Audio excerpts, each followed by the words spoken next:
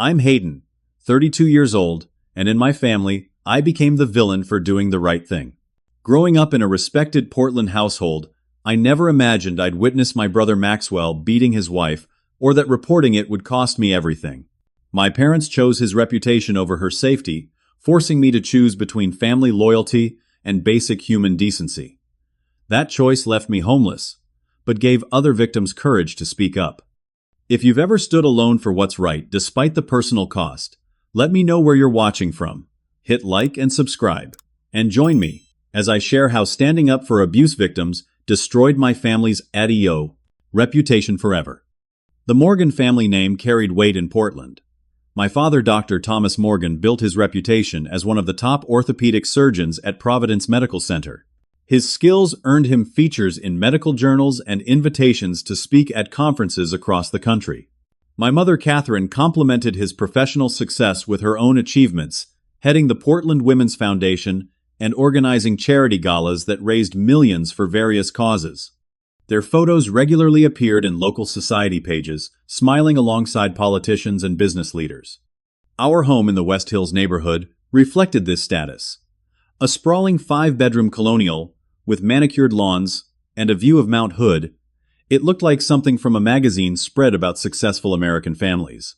We hosted summer barbecues for hospital staff, Christmas parties, for charity donors, and countless dinners where important connections were made and maintained.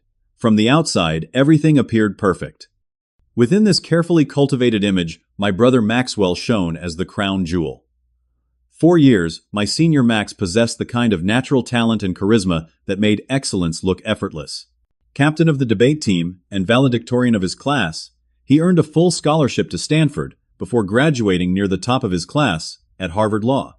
When he returned to Portland to join Bennett Frost & Associates, one of the most prestigious firms in the city, my parents couldn't have been prouder. Maxwell has the Morgan drive, my father would tell his colleagues, clapping my brother on the shoulder. He knows what he wants, and goes after it with everything he has. I admired Max too, though I never quite measured up to his achievements. While he excelled academically, I struggled with traditional classroom settings, finding my path instead through sports, and eventually building a successful career as a physical therapist. My practice focused on helping athletes recover from injuries, work I found deeply satisfying, even if it lacked the prestige of law or medicine. Looking back, the signs of Maxwell's darker side were visible early on, though at the time, they seemed like nothing more than the intensity that drove his success. In high school, he broke up with a girlfriend who scored higher than him on an important exam, claiming she had betrayed him by not helping him prepare properly. During family game nights, he would become coldly furious when losing, sometimes disappearing for hours afterward. At Stanford, he had a reputation for cutting down classmates who challenged his opinions in study groups. That's just how competitive people are, my mother would say when I mentioned these incidents. You could learn something from his determination. When Maxwell began dating Sophia Richardson during his second year at Bennett Frost, everyone agreed she was perfect for him.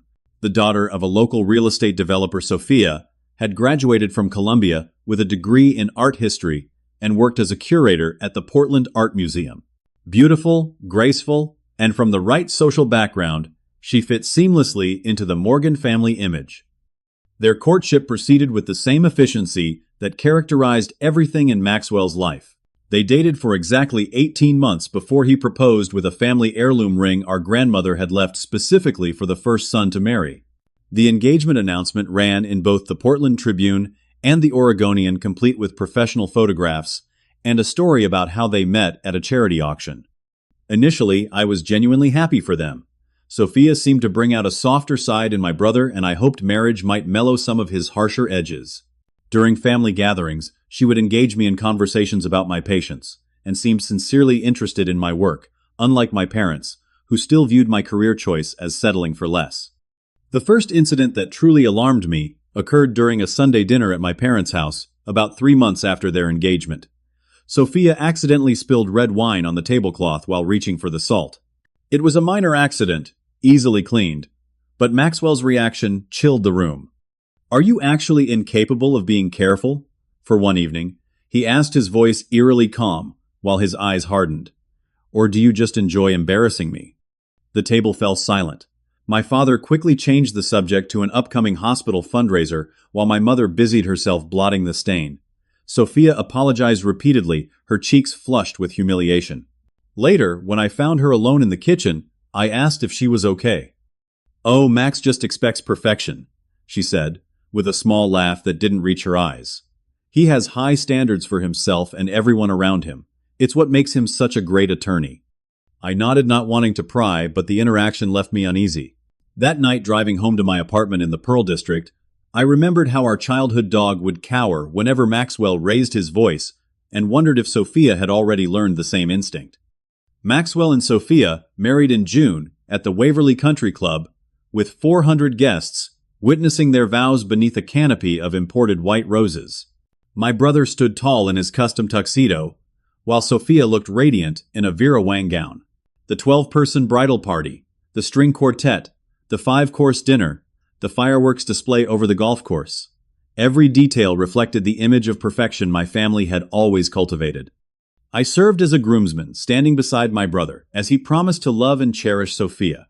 During the reception, I overheard my mother telling her friends that they made the most stunning couple in Portland, and how fortunate the Morgan family was to welcome such a suitable addition. What struck me was how she emphasized the match's social advantages, rather than their happiness or compatibility. Following the wedding, the newlyweds moved into a Victorian home in Irvington that Maxwell had purchased without consulting Sophia. According to my mother, he wanted to surprise his bride with the perfect home, though I wondered about Sophia having no input on where she would live. They hired an interior designer to furnish the space according to Maxwell's preferences and soon began hosting dinner parties to establish themselves as a power couple in Portland society. Meanwhile, my physical therapy practice continued to grow. I had recently hired 2 additional therapists and moved to a larger space near Providence Park. Working primarily with athletes gave me not only professional satisfaction, but also a comfortable distance from my family's social circle. While I still attended required family functions, I had built my own life and support network, separate from the Morgan name and its expectations. About 6 months into their marriage, I began noticing subtle changes in Sophia.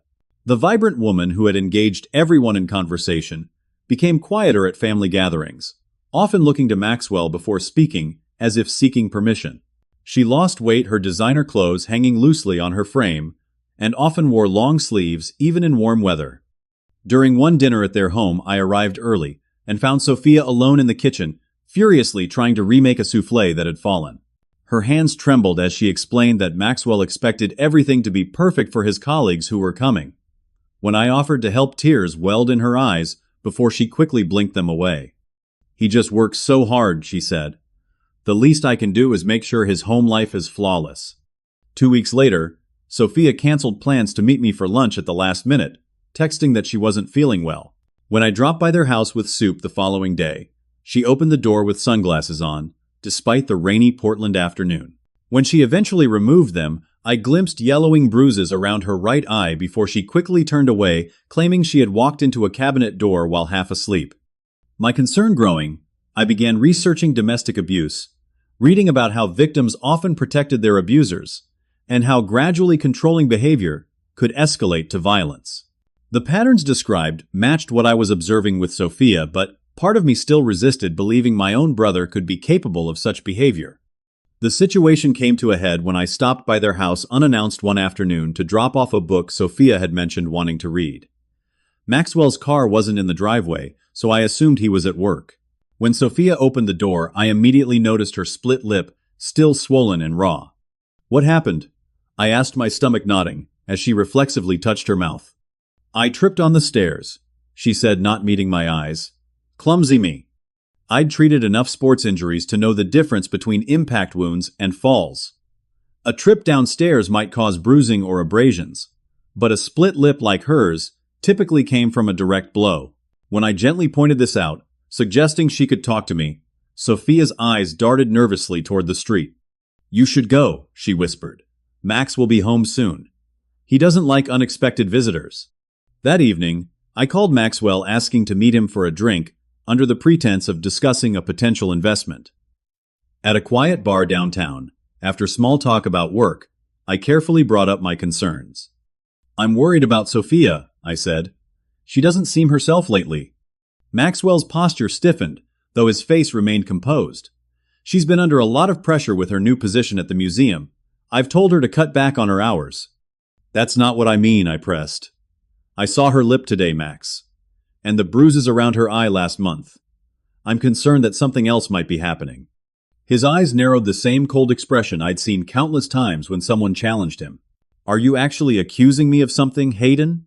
Because that would be not only insulting, but potentially damaging if repeated outside this conversation." "I'm not accusing," I said, though my heart raced.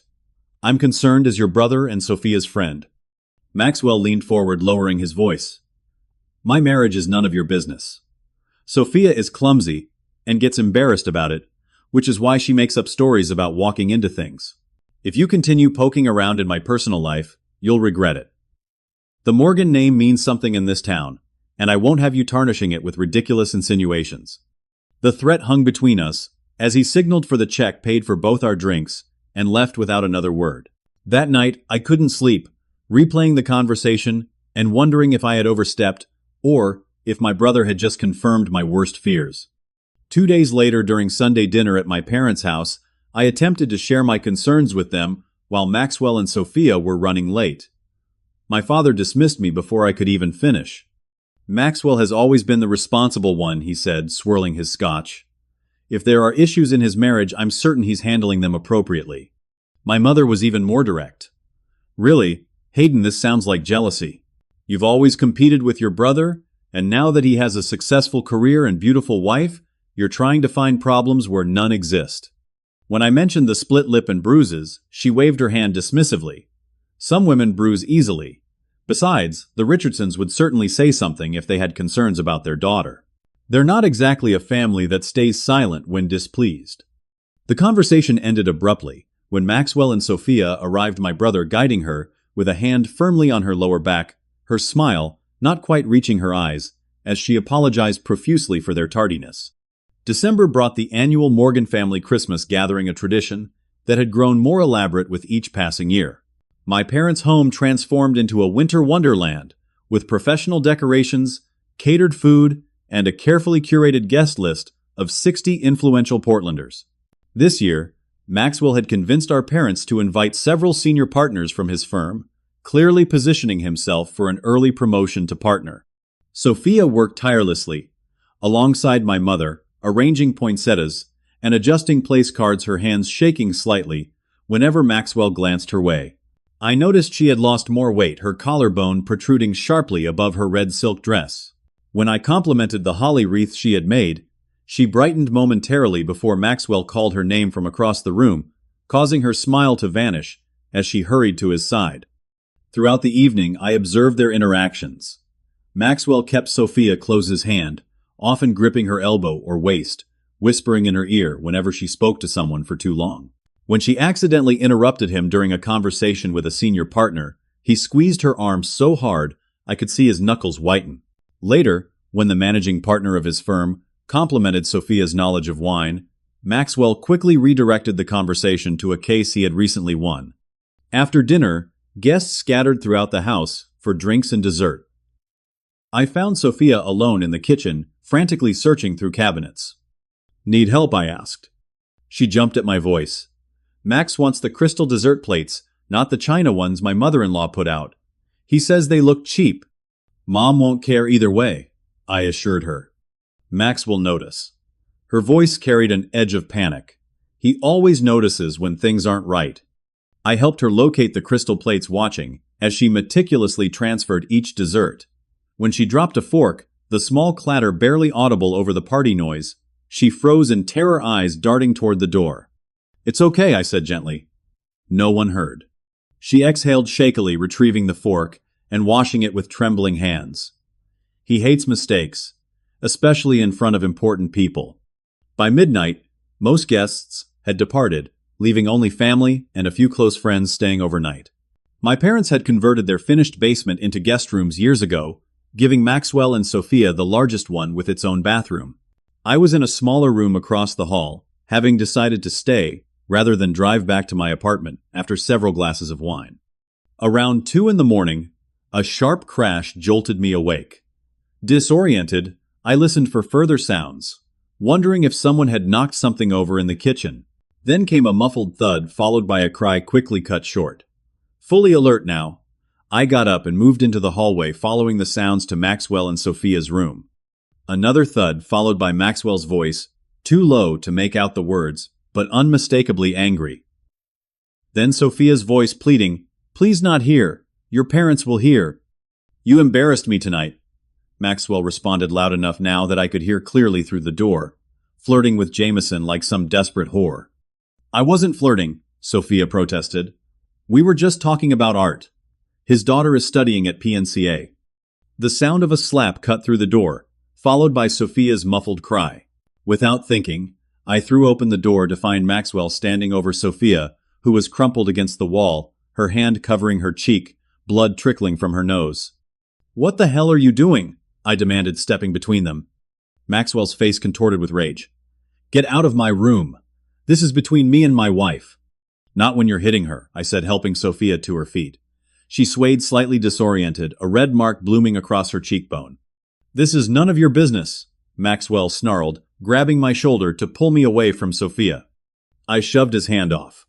"You need to step back and calm down." Instead, he swung at me, his fist grazing my jaw as I ducked. Years of playing sports gave me better reflexes than my lawyer brother, and I managed to block his next punch before pushing him back onto the bed. "Stop it!" Sophia cried, tears streaming down her face. "Please, everyone, just stop." The commotion brought my parents rushing into the room, my father, in his monogram pajamas, my mother clutching her silk robe around her. They took in the scene, Maxwell getting up from the bed, me standing protectively near Sophia, her face marked and bloodied. "What is going on here?" my father demanded.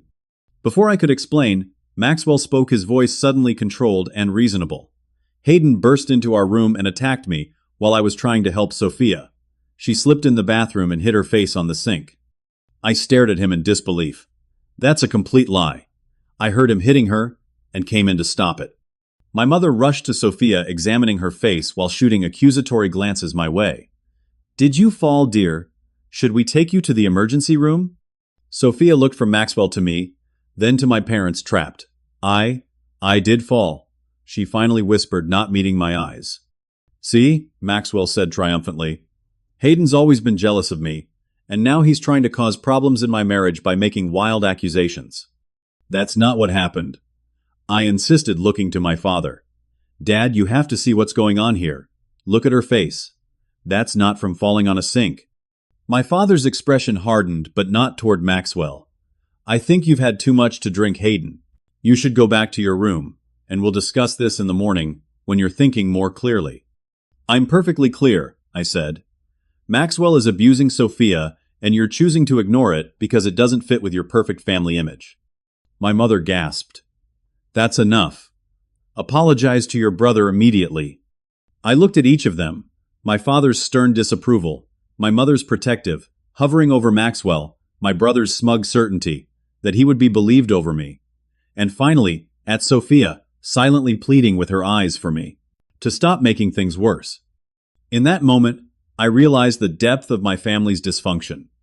They would rather believe a convenient lie than acknowledge an uncomfortable truth that threatened their social standing. Sophia was collateral damage in their determination to preserve the Morgan reputation. "I'm not apologizing for trying to help someone being abused," I said firmly. "And Sophia, regardless of what you feel you need to say right now, I want you to know you don't deserve this. No one does." I pulled a business card from my wallet and pressed it into her hand, while Maxwell was distracted, arguing with my father. "My cell number is on the back," I whispered. "Call me anytime, day or night, if you need help." She quickly tucked the card into her pajama pocket, her eyes downcast as Maxwell returned to her side, placing a possessive arm around her shoulders. "I think we all need some sleep," my father announced, effectively ending the confrontation. "Hayden, we expect you to make amends in the morning." As they ushered me out, I caught one last glimpse of Sophia, her bruised face half turned away, shoulders hunched in resignation.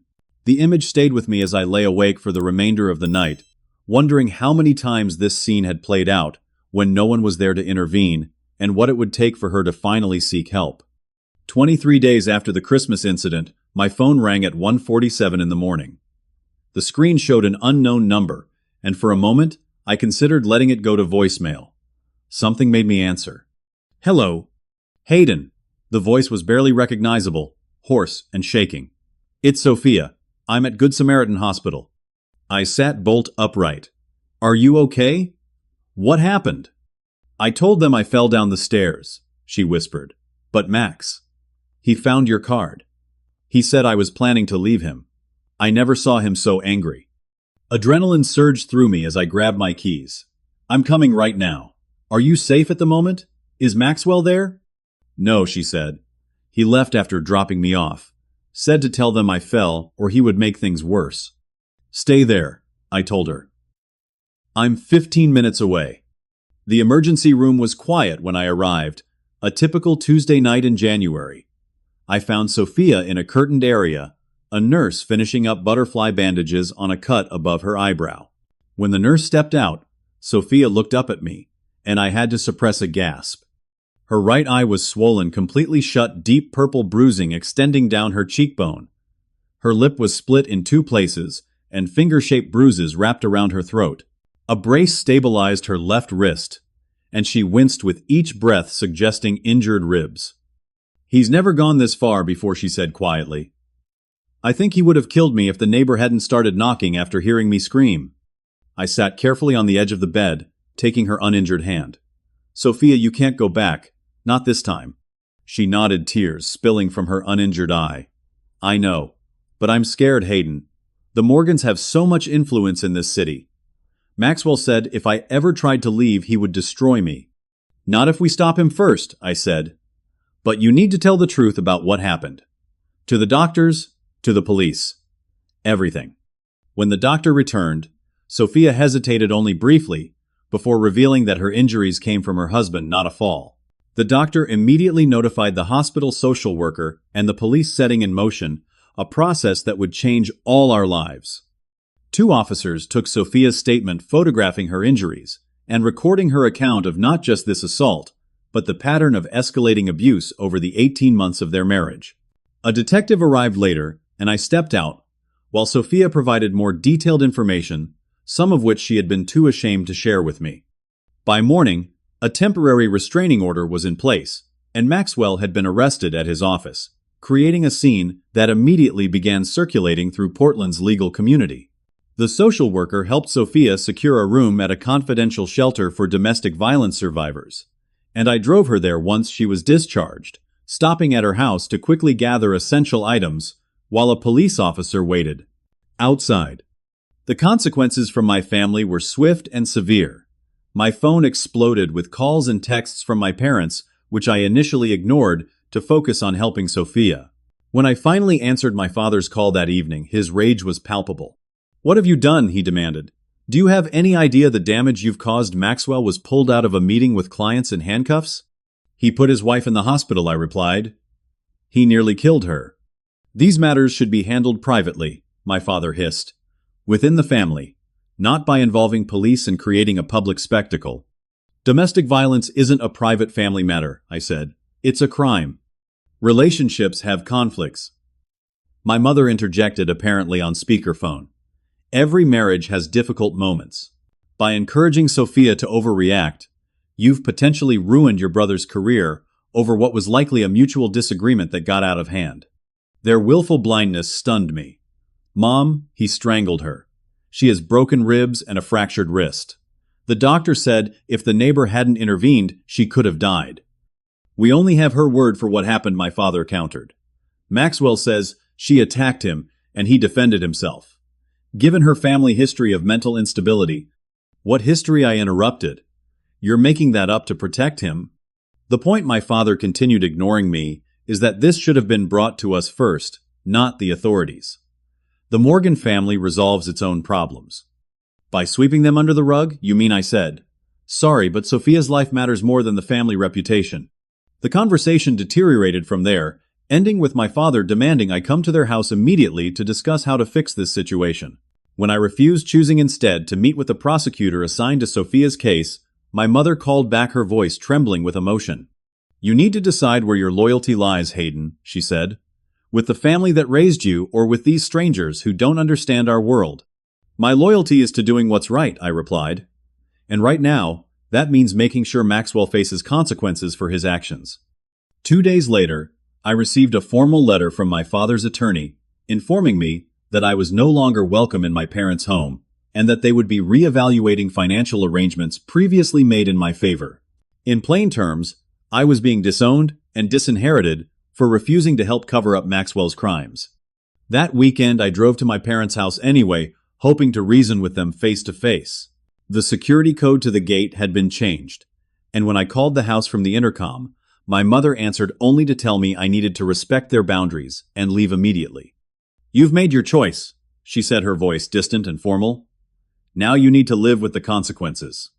As I drove away from the house I grew up in, I realized I had indeed made a choice between protecting someone vulnerable and maintaining my place in a family that valued appearance over truth.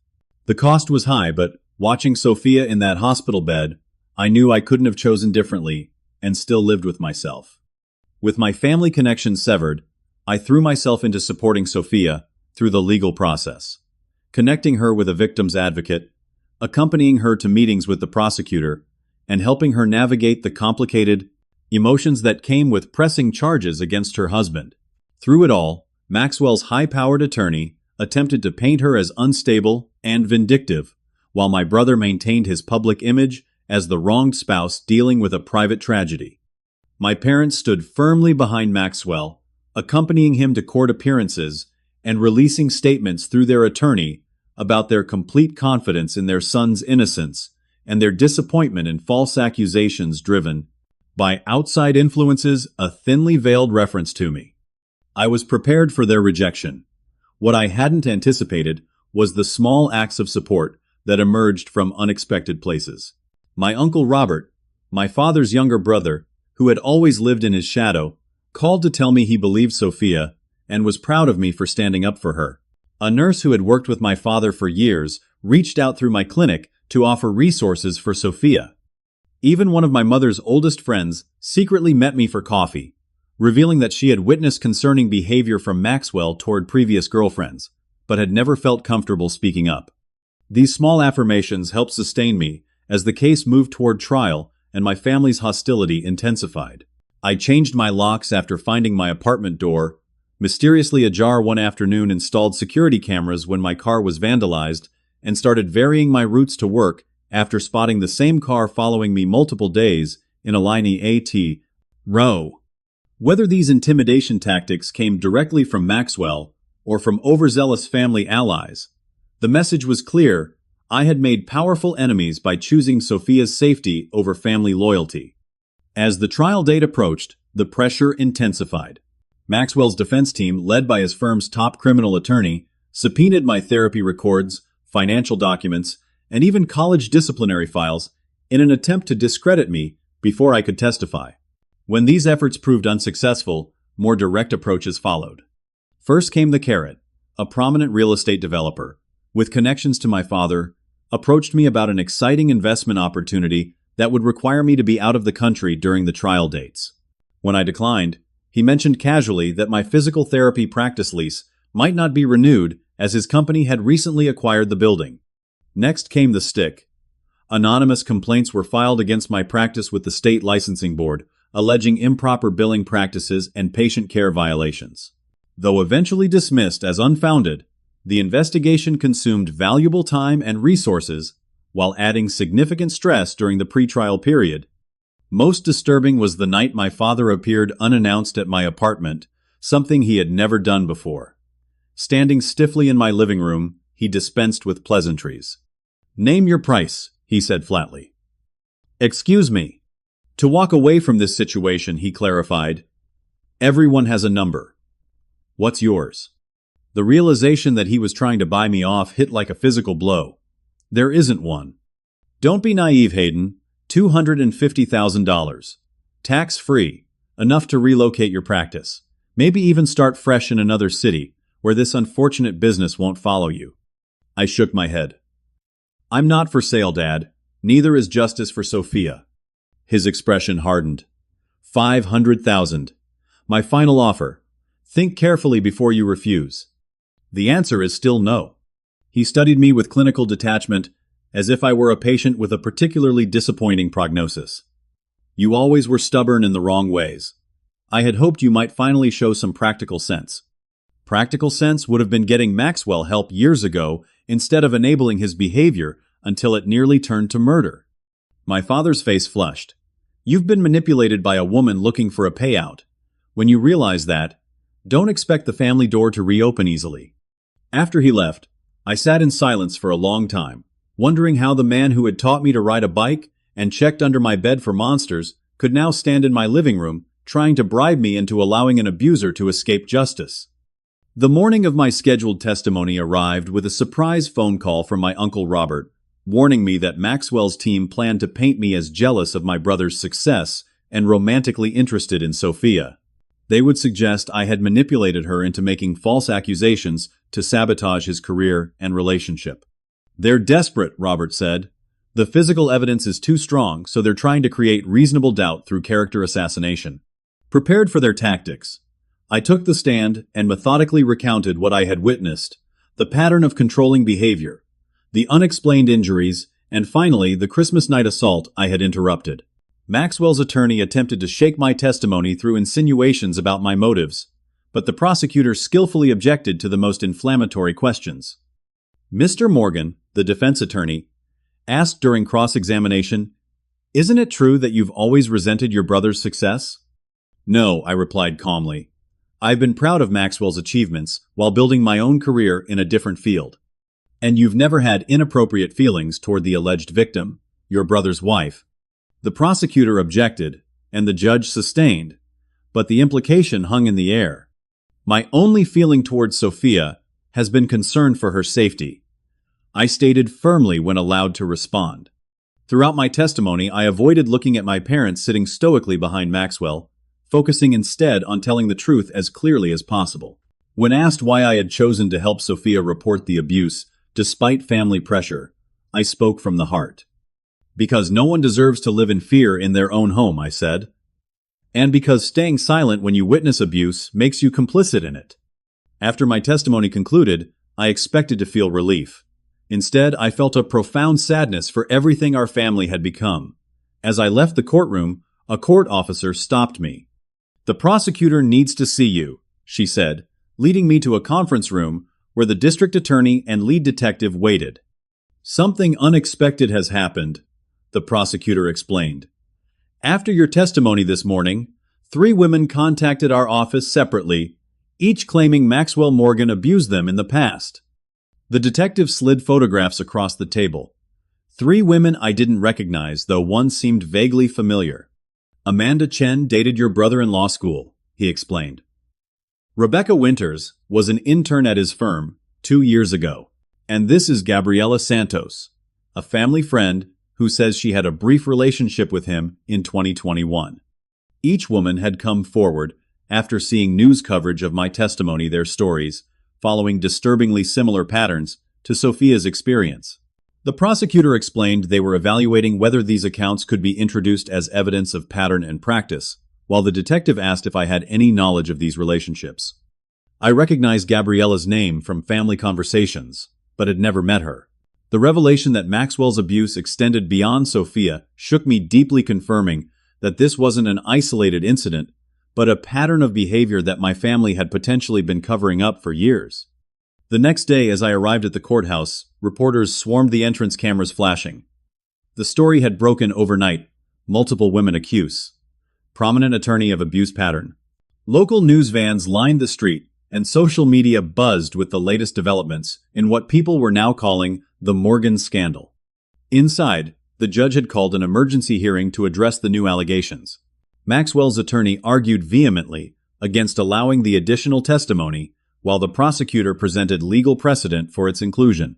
Ultimately, the judge ruled that Amanda Chen could testify as her allegations predated Maxwell's relationship with Sophia and established a pattern of behavior. Amanda's testimony proved devastating to Maxwell's defense.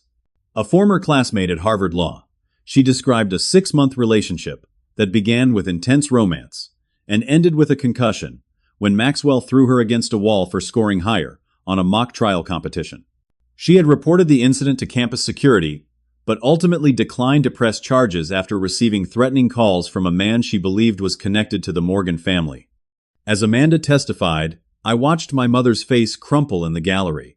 For the first time, doubt seemed to flicker across her features, the carefully constructed image of her perfect son beginning to crack under the weight of corroborating evidence. The news coverage expanded beyond local outlets, with national publications picking up the story of a prominent attorney from a respected family facing multiple abuse allegations. The Portland legal community began distancing itself from Maxwell, with his firm placing him on indefinite leave pending the trial outcome. My father's hospital board called an emergency meeting to discuss his continued leadership role, concerned about association with the increasingly toxic Morgan name. What had begun as one woman's brave decision to seek justice had evolved into a public reckoning that threatened the carefully constructed reputation my family had built over decades. And somewhere beneath my sadness for all the pain Maxwell had caused, I felt a glimmer of hope that perhaps the truth, however ugly, was finally coming to light. The trial continued, with increasing media attention, as each day brought new revelations. While Amanda Chen was the only additional accuser permitted to testify, the other women's stories appeared in newspaper articles and television interviews, creating a public narrative that extended far beyond the courtroom. Rebecca Winters, the former intern, described how Maxwell had isolated her during a firm retreat, becoming violent when she rejected his advances. She had reported the incident to a senior partner only to be transferred to another department and later let go during routine staffing adjustments. Her story prompted investigations into the firm's handling of harassment complaints, with several female attorneys coming forward with their own accounts of a toxic culture protected by powerful partners. Gabriela Santos revealed that she had confided in my mother about Maxwell's abusive behavior 2 years earlier, only to be told that she must have misunderstood his passionate nature and that Morgan men have strong personalities that some women find challenging. This revelation particularly damaged my mother's standing in the community, as many of her charity organization colleagues began questioning her role in enabling her son's behavior. My parents attempted to maintain a united public front, arriving at court each day in coordinated outfits, expressions carefully neutral for the cameras. Behind the scenes, however, their world was collapsing. My father was placed on administrative leave from the hospital board pending an ethics review. 2 major donors withdrew from my mother's annual charity gala, citing concerns about alignment with current values. Their social circle, once so eager to claim connection to the Morgan name, began declining their invitations and excluding them from events. Uncle Robert, who had continued to support me privately, finally took a public stand. During a particularly difficult day of testimony, he moved from sitting with my parents to sitting beside me in the courtroom, a symbolic gesture that made the front page of the Oregonian. This prompted a cascade of extended family members to reach out, many admitting they had witnessed concerning behavior from Maxwell over the years, but had remained silent out of deference to my parents. "Your grandfather would be proud of you," Uncle Robert told me during a lunch break. "He built this family on integrity, not image." Somewhere along the way, Thomas and Catherine forgot that. Maxwell's defense strategy grew increasingly desperate as the evidence mounted. His attorney attempted to paint all 4 women as colluding against him, suggesting a conspiracy motivated by financial gain. This approach backfired spectacularly. When the prosecutor presented text messages between Maxwell and Sophia, retrieved from a cloud backup, explicitly threatening her if she ever spoke about family matters to outsiders. After 8 days of testimony, the jury received the case for deliberation. They returned after just 4 hours with a verdict guilty on all counts, including felony assault, strangulation, and witness intimidation. As the verdicts were read, Maxwell showed no emotion while my mother sobbed quietly into a handkerchief. My father stared straight ahead, his physician's composure finally cracking to reveal the devastation beneath. The judge, a veteran of the bench, with a reputation for thoughtful sentences, addressed Maxwell directly before announcing his decision. "Mr. Morgan, you have enjoyed every advantage life could offer. Education, wealth professional, success, family support. You use these privileges not to contribute positively to society, but to shield yourself while perpetrating violence against those who trusted you most. This court views such a betrayal of trust as particularly egregious. He sentenced Maxwell to 8 years in state prison with eligibility for parole after 5 years plus mandatory completion of a domestic violence intervention program. Additionally, the judge ordered Maxwell to pay substantial restitution to Sophia and revoked his law license. As Maxwell was led away in handcuffs, I caught his eye briefly. There was no remorse there, only cold fury and the silent promise of retribution. I realized then that he still didn't understand the gravity of what he had done, not just to Sophia and the other women, but to himself. Outside the courthouse, Sophia made a brief statement, thanking those who had supported her and encouraging other survivors to seek help. Standing tall, despite the ongoing physical pain from her injuries, she demonstrated a strength that moved many observers to tears. I stood quietly to the side, not wanting to insert myself into her moment of reclaiming her voice. The aftermath of the trial brought a reckoning for institutions beyond my family. Bennett Frost and Associates announced an external review of their harassment policies, and subsequently parted ways with 2 senior partners implicated in covering up complaints against Maxwell. The hospital board ultimately asked for my father's resignation, citing concerns about judgment and ethics in personal matters, reflecting on professional responsibilities. My mother's charity organizations quietly removed her name from their literature, replacing her with new leadership in press releases celebrating their forward direction. Most painful was the complete fracturing of our extended family. Holiday gatherings that had once brought together dozens of relatives now split into separate celebrations, with family members forced to choose sides in an ugly divide. Cousins I had grown up with stopped speaking to me, while others reached out for the first time in years to express support. The Morgan name, once opening doors throughout Portland, now prompted whispers and changed subjects. Local media dug deeper into my family's history, uncovering patterns of looking the other way that extended back generations. A former housekeeper revealed witnessing my father's verbal abuse toward my mother early in their marriage. A retired coach recalled Maxwell's concerning behavior toward female students being dismissed by my parents with substantial donations to the school. What emerged was a portrait not just of one abusive man, but of a system that had protected and enabled him at every turn. 6 weeks after the sentencing, I received a certified letter from my parents' estate attorney formally confirming my removal from their will and trust documents. The clinical language stripped away any pretense that this was a temporary rift that might heal with time. In the eyes of Thomas and Catherine Morgan, I was no longer their son. That night, sitting alone in my apartment with the letter in hand, I finally allowed myself to grieve for the family I had lost, not just through the recent events, but for the genuine family connection that had always been conditional on maintaining the right image rather than doing the right thing. 6 months after Maxwell's sentencing, Portland's rainy season gave way to an unusually warm spring. New growth seemed to emerge overnight, a fitting backdrop to the rebuilding taking place in my own life. My physical therapy practice had weathered the storm of negative attention, with most patients remaining loyal despite the Morgan name's tarnished reputation. In fact, several new clients specifically sought me out after learning of my role in Sophia's case, including 2 domestic violence survivors referred by a local shelter. That shelter safe harbor had become an unexpected center of my new community. What began as dropping off a donation in Sophia's name evolved into regular volunteer work using my professional skills to help residents recovering from physical injuries caused by abuse. Eventually, I joined their community advisory board, helping develop fitness and wellness programs for survivors rebuilding their lives. Through this work, I connected with others who understood the complexities of family trauma and the difficult choices that sometimes accompany doing the right thing. Fellow volunteers, shelter staff, and survivors themselves formed a support network unlike anything I had experienced in the carefully curated social circles of my youth. These relationships, built on shared values rather than shared status, provided a foundation as I reconstructed my sense of belonging.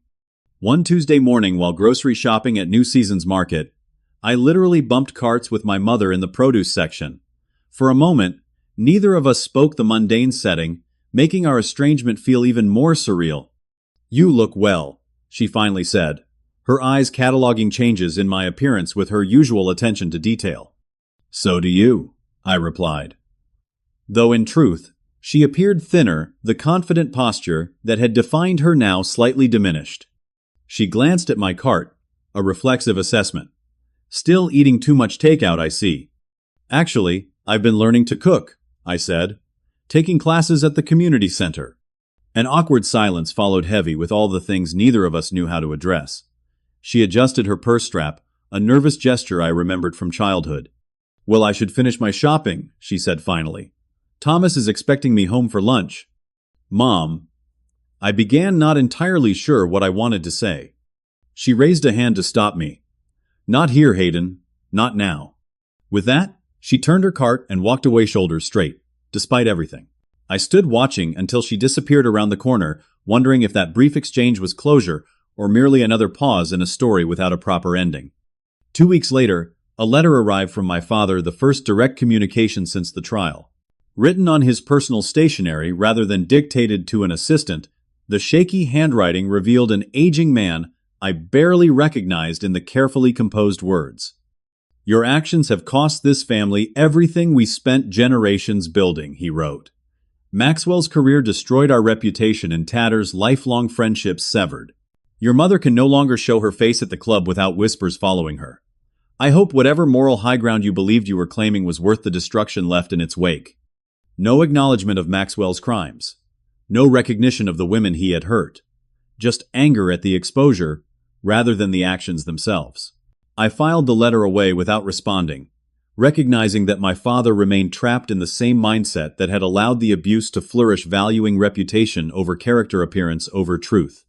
More surprising was the letter that arrived from Maxwell 3 months into his sentence. I almost discarded it, unopened, but curiosity won out. Inside was a single page of prison stationery, covered in my brother's precise handwriting. You always were self-righteous. It began without greeting, convinced you knew better than everyone else, even when you were the one who didn't understand how the world really works. You chose a virtual stranger over your own blood, and for what, to play hero, to get back at me, for being the successful son.